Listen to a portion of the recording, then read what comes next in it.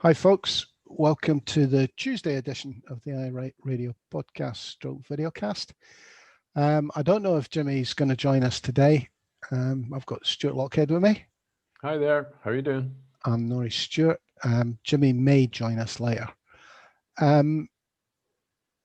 Today's presser, we'll cover that. Craig DL has a piece, Common Wheel. Ian Lawson has another piece.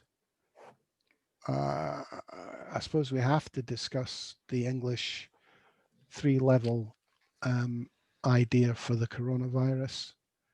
That should come up with the presser, I think. Yeah, and I think at the top of the show, we want to wish Mr. Mr. Ouija Duck, Paul Kavanagh. Paul Kavanagh, who has apparently had a stroke. Hopefully, it's a mini stroke and doesn't impact him too much. So he is in hospital, though, so it's more than a TIE, as they call it. Yeah, well, we wish him all the best and hope he's up and about soon and recovers fully. Okay, let's start with the presser. Stuart, what did you think?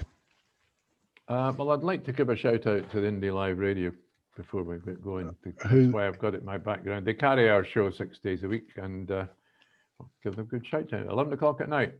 If your eyes are still open. Sunday to Friday. Saturday night, I think they've got the music. Yeah, which is a great relief, no doubt, to the listeners. I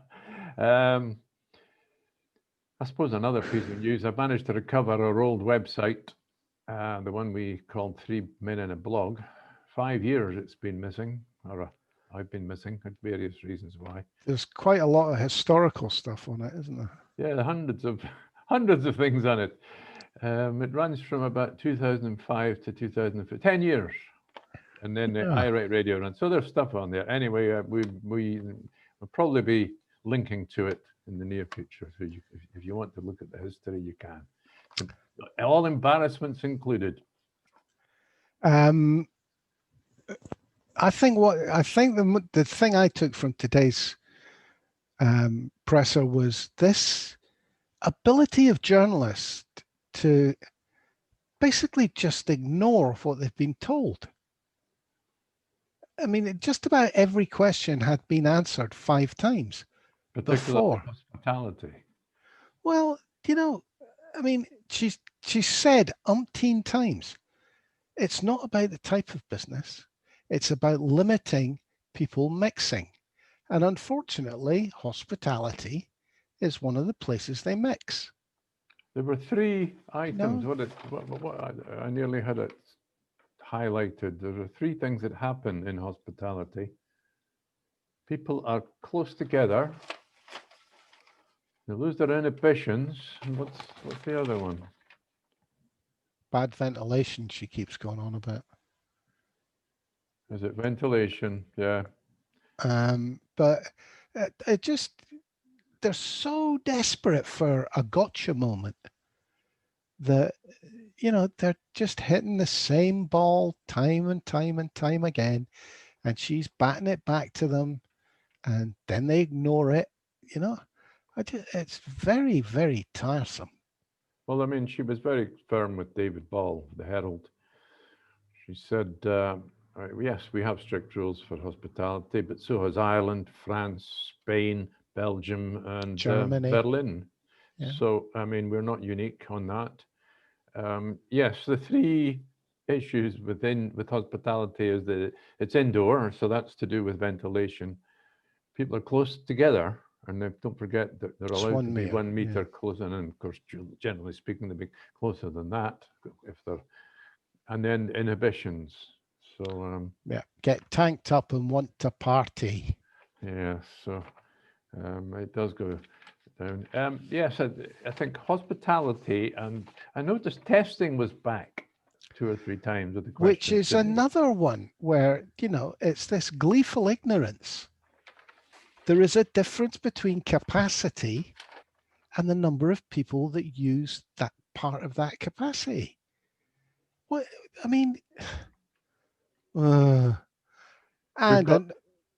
I noticed Jackie Bailey was banging on about testing as well on the BBC SNP bad spot.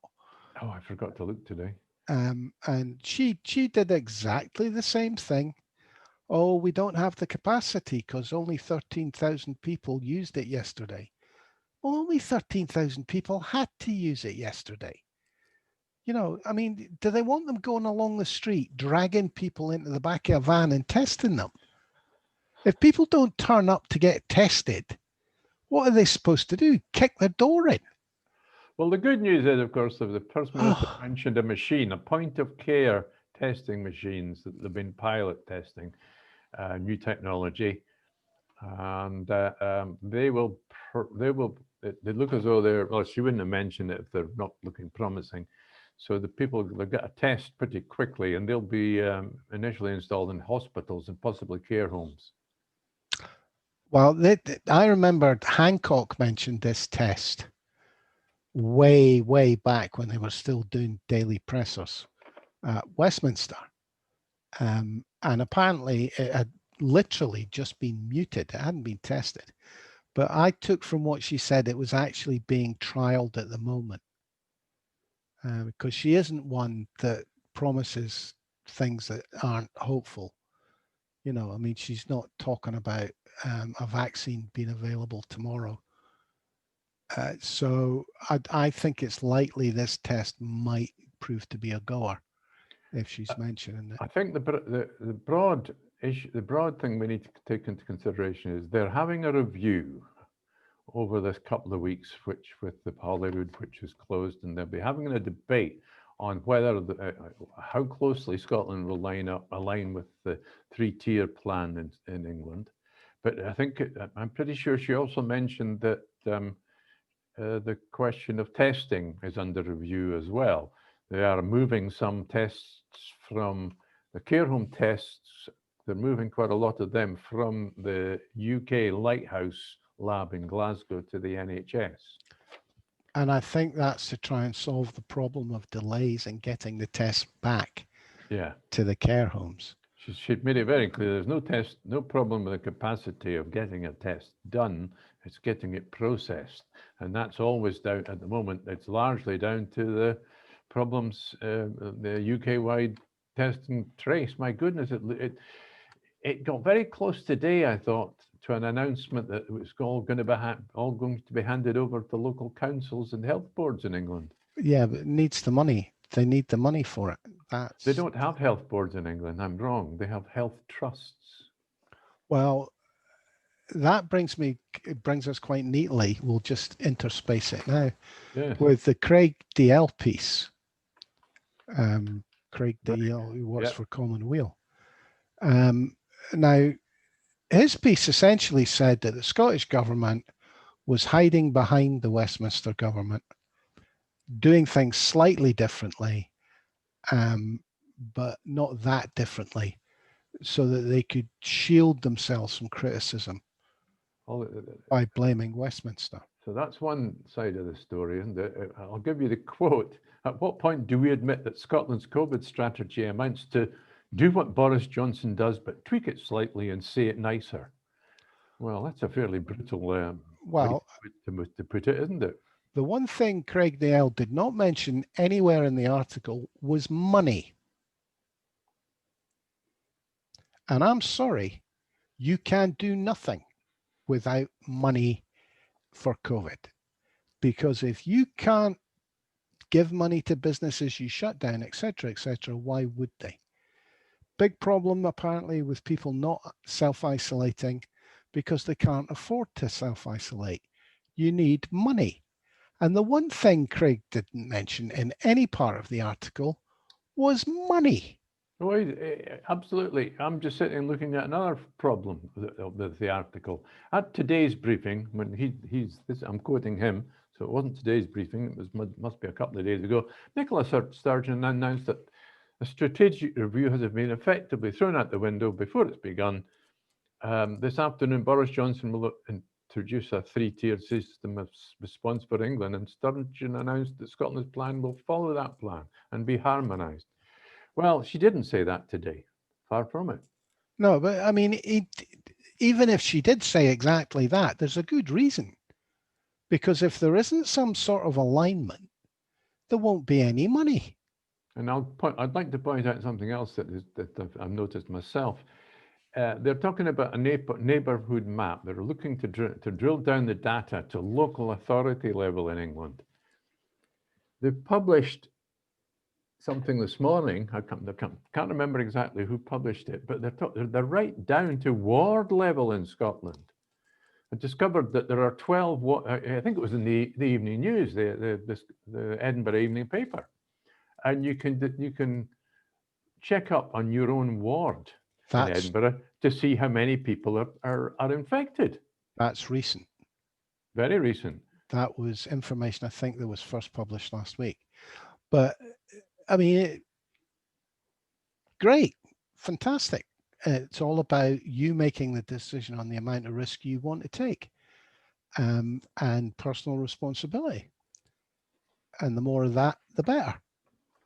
And local councils should carry some of the responsibility, and the First Minister should carry some of the responsibility.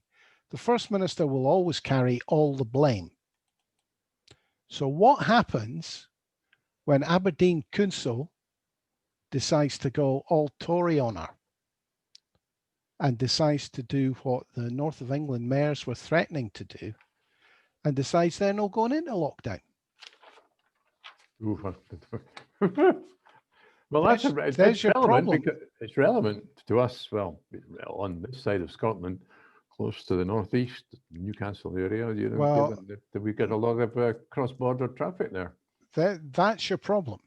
If she announces a lockdown in an area that's led by a council that has no love of the SNP, and they have the ability to tweak the rules, they'll tweak the rules. And if it all goes wrong, they'll blame her. And if it all goes right, they'll take credit. Well, look, she was asked, she had one question about that kind of issue today. And what she said was, look, local authorities already have the power to shut down any premises that they're not pleased, they're not satisfied, or are conforming to the restrictions. Any premises, not just pubs or restaurants, any premises, right down to that individual level. And they've had those powers for a couple of months. Yeah. It's interesting to... But it's another indication of the idle attitude that our press has to this. Well, it's got nothing to do with giving information to the public. It's all about trying to catch the government out, the government of Scotland out. Well, you have to allow me to give a name check to Ian Lawson today, because he's been very nice to the government today. He's not been particularly nice to them for a few days, but the difference between Scotland and England is his piece, and he talks here about the NHS in Scotland never faced the shortages that were widespread in England. In Scotland, the SNP government recognised the problem, appointed Ivan McKee, sourced Scottish NHS PPE, and set up new manufacturing in Scotland. And that again is part of this. Some of the basic decisions that the Scottish government have made have been excellent because they were free to make them. And that the Ivan McKee getting production started in Scotland is an example of that, because I think he would have had to have given them long-term contracts to get them to switch their production to PPE. Oh, I think you have to. I mean, and that is in the gift of the Scottish government. I mean, at that point, a few months ago, when the situation was active, shall we say, I was thinking about these documentaries I've seen about American factories gearing up to wartime production, and how they'd go from one minute they're producing cars, next minute they're producing aircraft. Well, cast your mind back to the Stushy, when English manufacturers who had contracts with the NHS in England were told only to supply the NHS in England. Well, don't forget, let's get right up to date. What are we discovering now? There's a group of people in England going to sue the government in England because they've been handed out contracts for PPE to friends and relatives. Yeah, but with companies that are based offshore, that companies that are only got £100 capital and they get £100 million contracts. But the point I'm making here is that normal suppliers to the Scottish NHS were effectively told to stop supplying the NHS in Scotland. Now, whether that was intentional or not, I don't know, but it happened. Okay, let's just call it an oversight by the Westminster government, but it happened. So Scottish government solved the problem. They've got their own manufacturers in Scotland contracted to the Scottish NHS. Job done. But I mean, the whole thing, the whole ball of wax, there are things going to drop out of this where they can't really afford to say, oh, we can't do that because the British government have taken another path and won't give us the money. And a lot of the criticism of the opposition parties revolves around that as well. We want you to do X, Y, Z. Well, where's the money coming from? You know? And then you've got the other idiot, Douglas Ross, who's asking for a 7-day run-in time to any changes, which, you know, for businesses, which is a 7-day head start to the virus.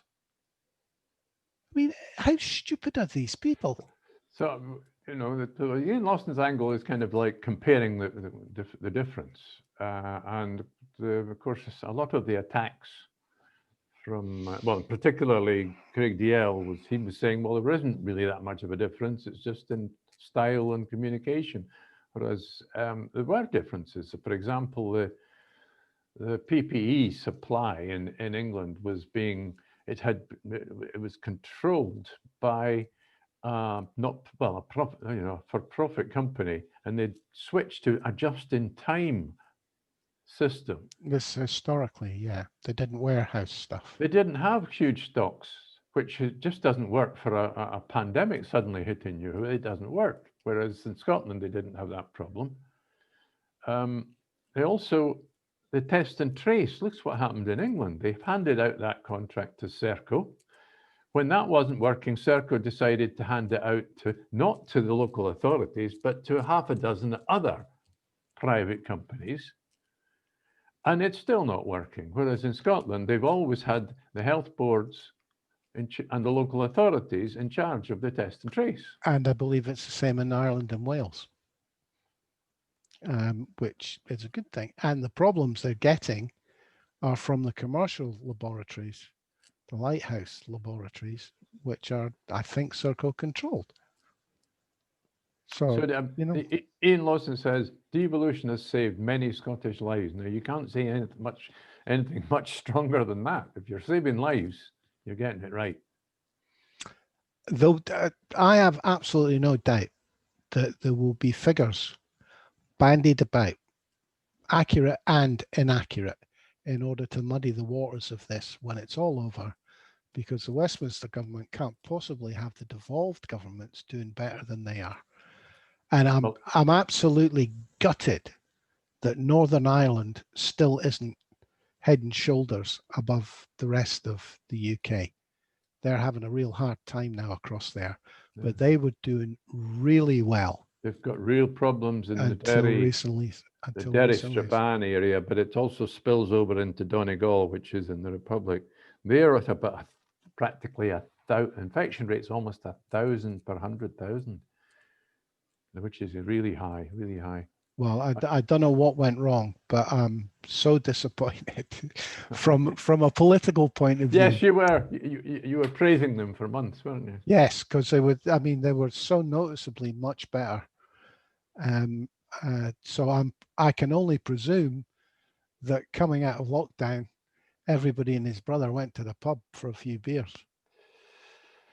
Well, maybe not. Maybe they all went to school. Right, I've got to give you another nice quote here from Ian Lawson towards the end. As he sums up, he says, devolution has saved many Scottish lives. Independence would have saved more. With independence, Scotland would have held the power to close our borders. We suffered a huge unnecessary rise in reinfection due to our border remaining open during the English holiday season. I wonder if he can show us stats to back that up. I was quoting it now because it almost certainly he can't, because that would, that's a contra. You just said 5 minutes ago that people will muddy the waters. You can't prove that either way, but it's a point of view. You can't prove it unless it's a different strain of COVID that you can identify at a molecular level. You can't prove. If we suddenly discovered that some strain from the Midlands popped up in Scotland when there was a whole group of Midlands holidaymakers, that's the only way to prove it, like they did with the Nike conference thing. Well, look, in Wales, they were actually, I watched it, was it Welsh Questions in the House of Commons the other day? And Welsh MPs were asking for the situation in Conwy, Carnarvon, northwest Wales, where they've got very low infection rates, and they don't want people coming from Liverpool. Want the borders shut. People in Wales are not allowed to travel for a holiday in northwest Wales, but people from Liverpool are. Yeah. So won't it be interesting? Well, the last I heard on it was Mark Drakeford had asked Westminster Boris to shut the border, and basically said, if you don't, I will. So there's an interesting idea. Wales shuts its border with England, Scotland doesn't. Well, they won't actually close the border, but they'll certainly have police pulling over people that look as though they're coming on their holidays, because they've done that already. It'll be interesting to see. I've actually seen the little, the little bits on TV news where the Welsh police have pulled people over and sent them back and hit them with a big fine. I mean, if they were doing it in Australia, they couldn't cross a border in Australia. The Welsh nationalists are quite good at shutting off roads, aren't they? Well, there's another story altogether. There was a time when I was a young man living in Wales, Welsh nationalists were setting fire to holiday homes. What have we missed? What else popped up today? I suppose we kind of have to talk about Boris delivering his I'm going to lock you down. It seems that the bone of contention in their 3 layers of lockdown seems to be that the experts don't think the most draconian layer is draconian enough. Well, it's too late and too little. Isn't that the headline? Yeah, it seems to be. I mean, the meeting where SAGE, the committee, the medical committee that advises them, it was the 21st of September. We are now on the 13th of October, and they still haven't begun these new restrictions in England. Why? Do you know what really surprises me? Is that there wasn't a contingency thought of at the beginning of this about, call it traffic light system. Because if you publish if this happens, we're going to do this. This happens ×2, we're going to do this ×2. People know exactly what to expect. And it allows you to put more emphasis on personal behavior. Well, I think it does. It allows you to say to people, well, look, we told you what was going to happen, and you've not been washing your hands, and you've been taking too many buses, which would suit the Tories, because the Tories will end up blaming the population for this. Oh, well, yes. Well, we can guarantee, there's 2 things we can guarantee. We can guarantee that everything that goes wrong next year, particularly the economy, will get blamed on the pandemic, even though most of it will be self-harm with the Brexit decision. And we can also see that the pandemic going wrong will be blamed on the people, even though the management of the entire pandemic has been appalling by the government. So, whereas it should be the other way around. Absolutely. Because the people are to blame for the Brexit. And Donald Trump's to blame for the coronavirus. Almost certainly. He encouraged people all over the world to do silly things. To drink bleach, was it they had to do? Or was it disinfectant or something? Inject disinfectant into their bodies. Yes, yes. Anything else you particularly want to bring up? Yes, I think I referred there to Brexit. It's always going to be an issue still for an awful long time. There are a number of people very upset. We're rapidly running out of time. The other week, you can't separate out the behavior of this current government and its policy towards Brexit. You have, for example, last week we discussed the faculty of advocates in Scotland not happy about the internal market bill, but also the attack, in particular, the attack on the legal profession across the UK, to the extent that we've already had a corresponding complaint with the Bar Council in England, and we've already had an attack on our lawyer's office, where somebody came in with a huge knife and attacked a receptionist. The argument is, there's an article in the New European, that UK professional services of all kinds should be up in arms. The article that I'm reading here is actually about the financial services and accountants and lawyers. A guy called Adrian Zorzo, he claims that £225 billion will be wiped off the UK professional services industry due to Brexit, apparently in a House of Lords report published this morning. So are we talking right across the professional spectrum? We're talking lawyers, accountants. I think it's focused at the City of London in particular, which is where it's not inseparable from things that are possibly happening in Scotland. I have seen the same reference to the power of the unlimited, unfettered power of lawyers, legal profession.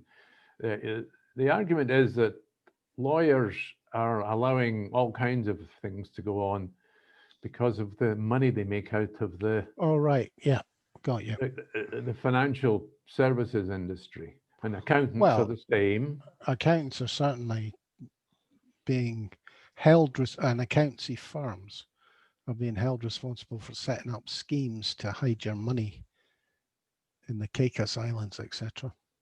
And you've always got to think about, even if you rewind all the way back to Scotland and the rows about people like Craig Murray and Mark Hurst being prosecuted for contempt of court, and it would have, and also the Lord Chancellor apparently getting out of control and trying to prosecute some accountants that were in charge of the sequestration of the Rangers Football Club, where he's admitted he was.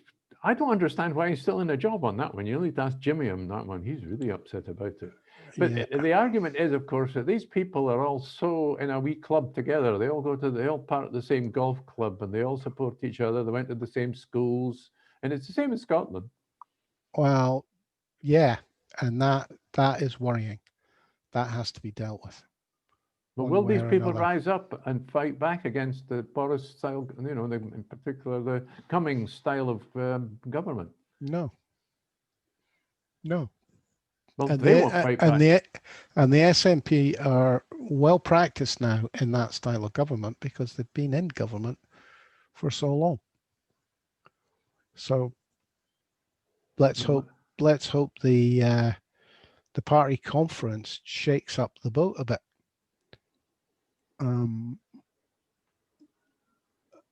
One thing I'd like to bring up, can you guess who voted against the trades bill yesterday.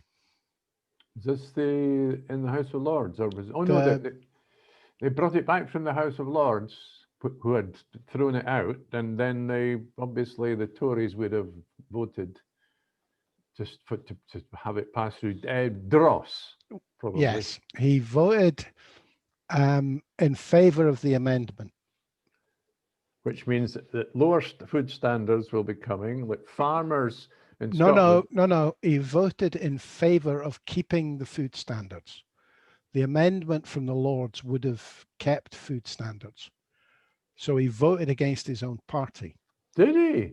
Can you guess how many of his MPs, as he is the Scottish leader, there's only 6 of them, voted the same way as him? None. Exactly. So it's gesture politics. Is that what you would call it? I'm absolutely certain it is. I'm glad you're popular, Tory. Yeah, and I'm sorry, I'm going to have to take this, Stuart. Okay, well, it's not a phone-in program, but then again, we could start a phone-in program. I'm sure we're capable. I'll tell the viewers and listeners about Neil Mackay. Neil Mackay he writes for the Herald, and they title him as a writer at large. They claim they try to make out that he's not actually employed by the Herald. And what did he say today? He's worried about the First Minister not being able to concentrate on the pandemic because of the problems with the Alex Salmond affair. It was an interesting article. He didn't really go. He didn't join the chorus of people still attacking Alex Salmond, and he didn't really join the chorus of people saying the First Minister is bad. But they did worry that her capability of managing the pandemic was being damaged by the problems with the Alex Salmond affair, which is a reasonable thing to say, I think, isn't it? Yeah, but I would be very surprised if she can't compartmentalize this. She'll deal with the pandemic.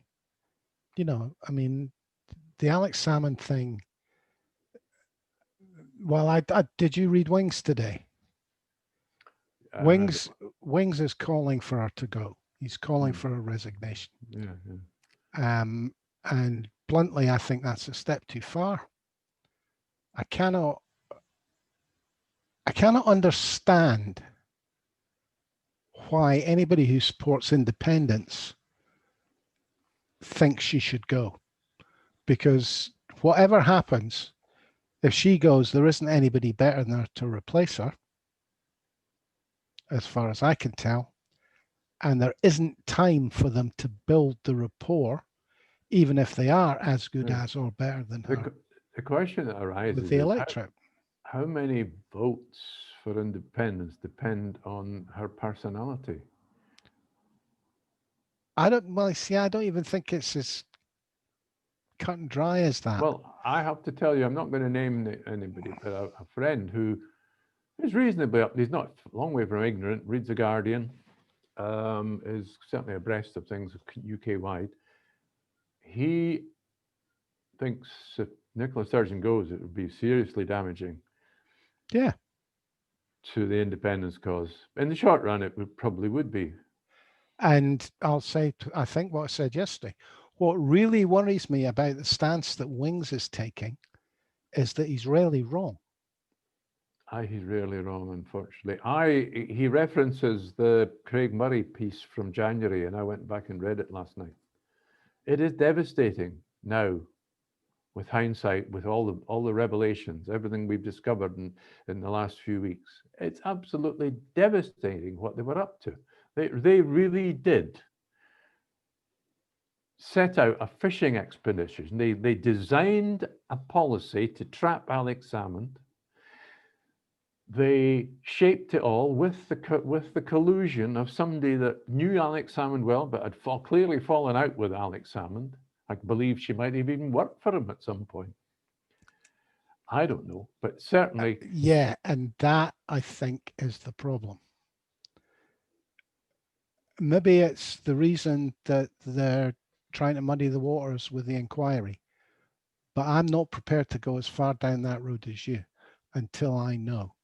The And part if I never know, there's a commission of diligence is a rare Scottish legal event. A commission of diligence took place because the defence, this was the Alex Salmond challenge in the Court of Session. This was the civil action before the criminal case. And Alex Salmond's defence was, as lawyers said, look, we're not convinced that we've got all the documentation under Scots law and the system, the way it works, that we should have.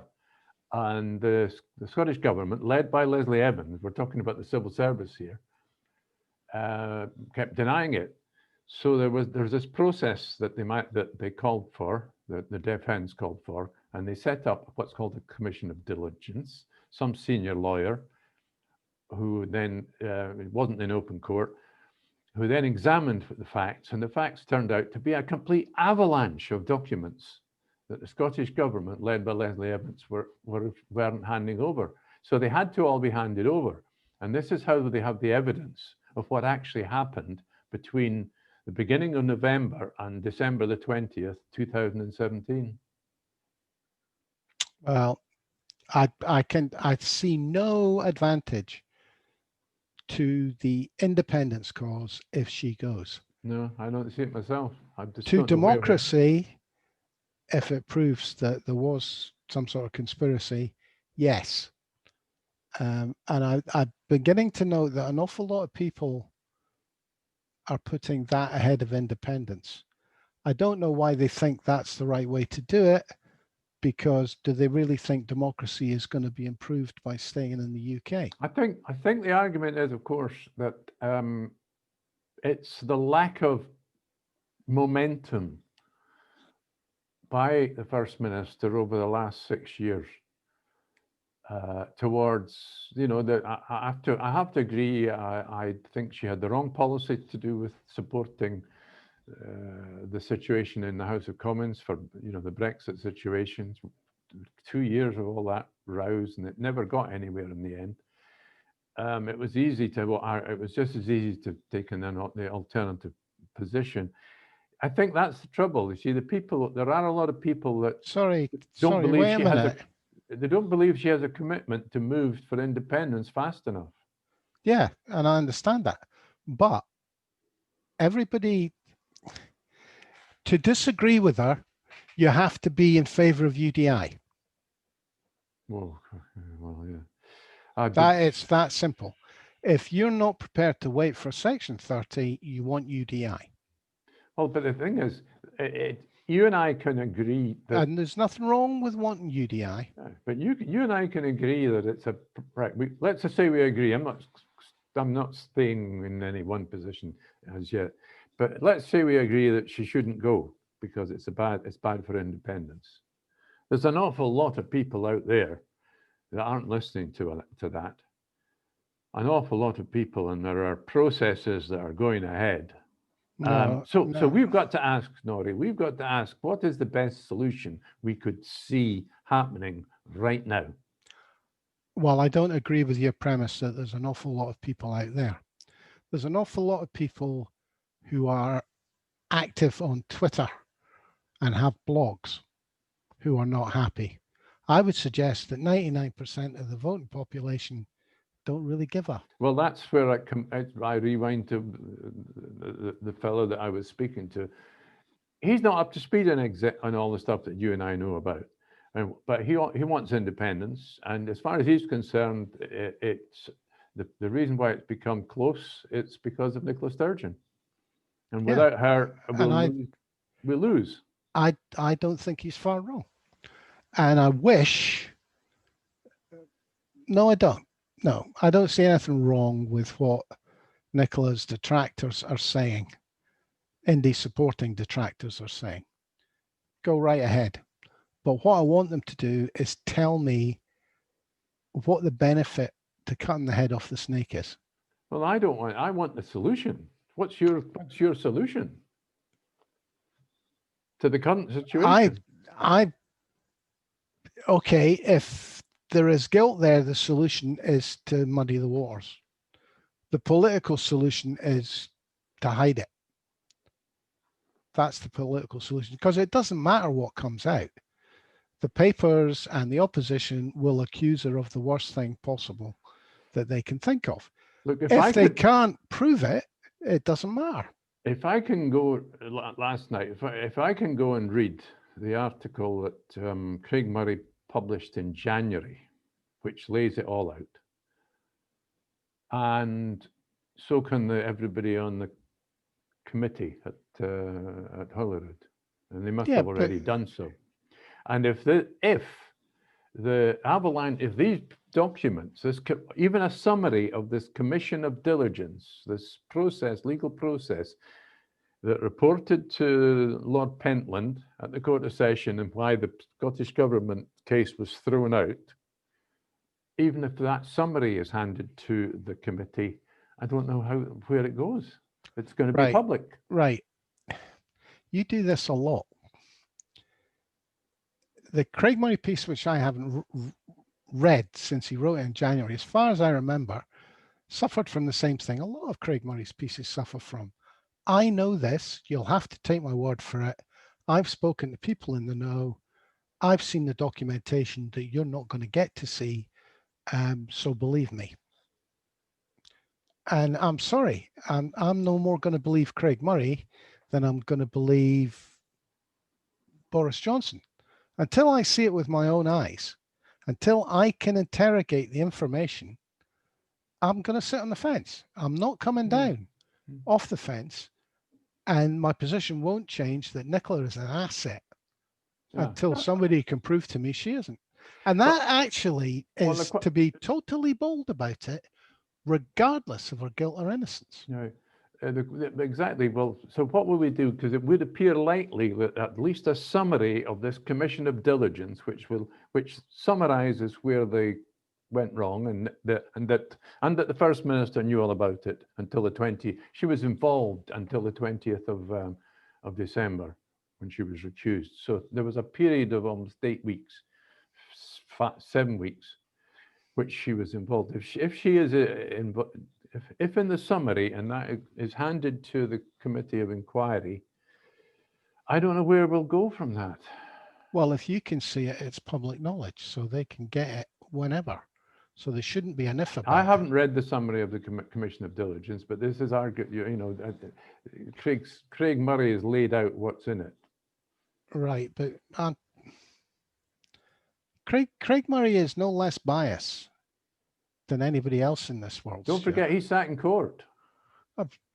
And that still doesn't, that means he's not going to be biased in any way whatsoever. Oh no, he's I mean, it was noticeable that, I forget which paper it was. I was reading some of that, and suddenly up pops this, you're online and things can pop up, usually it's advertising.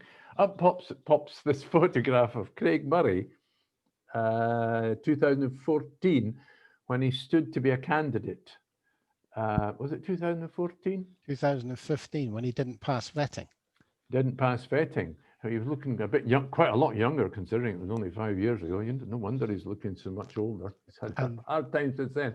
But you can see that he might be bitter because of that. Exactly. I mean, there's access to grind in everybody's pocket. But it was curious the way it popped up onto my screen, because I didn't ask for it to be there. Somebody had, for some reason or other, and I haven't seen it before for years, So, well, as I say, I'm sorry, this is one where I'm actually going to have to see it in black and white. And as I'm just wanting a solution. I don't know what the solution is. Well, I don't think the solution is that Sturgeon should resign. I don't see any advantage to the indie movement in that. No, I don't see any advantage. She can resign the minute after we're independent if she wants.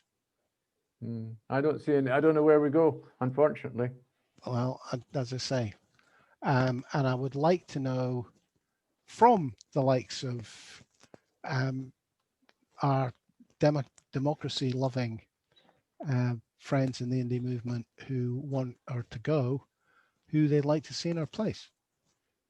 And don't forget, you've got all these other people that are not that terribly involved in whether Nicola Sturgeon's guilty of anything or not. They are focused entirely on, look at all these people, and now you've got 7 potential candidates for Edinburgh East. You've got 7 potential candidates for Edinburgh West. That's okay. But these people will be pressing forward with their anti-woke candidates. You know, I'm starting to see candidates putting themselves up with a photograph of, here's me, look, there's a guy, I don't know his name now, standing as a candidate for maybe East Lothian, I think it was, and he's holding a paper, holding a copy of a paper that says yes, and there's a big picture of Alex Salmond on it. So I would say that he's an Alex Salmond. He's going to be a Salmondista. That it is going to be the problem, because I'm sorry, if they've got a problem with Nicola Sturgeon, they're going to find a problem with Alex as well. Oh, there's a very good point. Well, that's what the Scottish government are trying to get permission from the court to release. Well, they talk about rumour destroying a man's career. Admissions can do it as well, and he's made admissions. So, you know, if it's between Nicola and Alex isn't exactly squeaky clean either, from out of his own mouth. Well, what has he said? He said he's laying on a bed with a woman at her consent. I don't know. That's about as far as it's gone. Which he felt had gone far enough over the line that he had to apologise for. An apology which was accepted. And she continued to work with him. Yeah, but my point about that is that will get blown up and out of all proportion if he gets back in the SNP and stands for the leadership. I'm not sure that, we discussed this yesterday briefly. I'm not sure that he needs to be, come out from, to stand for Holyrood and to lead an alternative party. The fact that he exists, he represents a group inside the SNP that's not happy. Well, I can't see anybody that could get near Nicola Sturgeon's popularity before the next Holyrood election. I think my opinion was shifted last night speaking to this person that, as I say, it doesn't know the detail that you and I know, and is impressed by Nicola Sturgeon and can see the damage that if she has to resign would cause to the independents. Well, as I say, I'm not being woke in any way. No, you're not woke. I'm being practical here. I don't see the point in getting rid of somebody who is obviously hugely popular. I talk about shooting yourself in the foot. That wouldn't be shooting yourself in the foot, it'd be shooting yourself in the head. Of course, you've got, yeah, exactly. I mean, I've been in her company in public places, seen how, I remember last autumn, George Square, she doesn't go on the rallies you and I have been on, but she went and won a rally in George Square organized by the national newspaper, and she spoke at it. And afterwards, I was with a relative of mine, and we arranged to meet at the back of the stage. And I was simply going to take photographs of Nicola Sturgeon coming out and getting in her official car. We waited half an hour. Nothing happened. What was happening out front, I discovered, was she was out in the crowd. It was like a concert. She was out in the crowd, doing selfies. She was right in the middle of all the crowd. They love her. They think she's like a superstar. And that is worth gold. I think we'd better finish up, or we're not going to get anywhere on this, are we? No, we're not. Right, no, right. That was I enjoyed that today. Okay, thanks, Stuart. Thanks for listening, folks. Hope you enjoyed it. And a big shout out to Indie Live Radio. And all the best to Paul Kavanagh. Yes. Let's hope he gets well soon. I really do hope so. Cheers for now. We'll catch you tomorrow.